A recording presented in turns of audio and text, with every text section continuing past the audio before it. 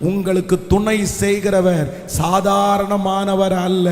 கர்த்தராகிய ஆண்டவர் வாக்கு கொடுக்கிறார். கர்த்தராகிய ஆண்டவர் உங்களுக்கு துணை செய்கிறார். ஆகையால் நீங்கள் கடந்து போகிற இந்த பிரச்சனையிலே நீங்கள் வெட்கப்பட்டு போவது இல்லை. நீங்கள் வெட்கப்பட்டு போவது இல்லை.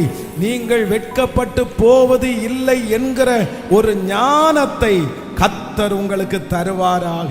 உங்களுக்கு துணை செய்கிறவர் பெரியவர்.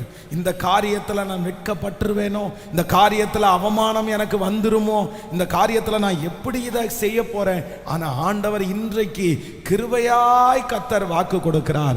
கர்த்தராகிய நான் உனக்கு துணை செய்கிறேன்.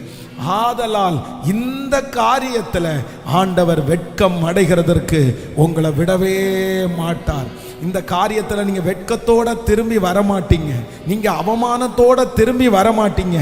இந்த காரியத்தில் யார் உங்களுக்கு துணையாய் நிற்காவிட்டாலும் பரலோக தேவன் உங்களுக்கு துணையாய் நிற்கிறதுனால கர்த்தர் இன்னைக்கு தீர்க்க தரிசனமா வாக்கு கொடுக்கிறாரு. உங்களுக்கு துணையாய் நிற்கிறவர் கர்த்தர் என்று நிறைய பேர் பார்க்க போகிறார்கள். உங்களுக்கு துணையாய் நிற்கிறவர் கர்த்தர் என்று நிறைய பேர் அந்நியர்கள் பார்க்க போகிறார்கள். ஆமென்.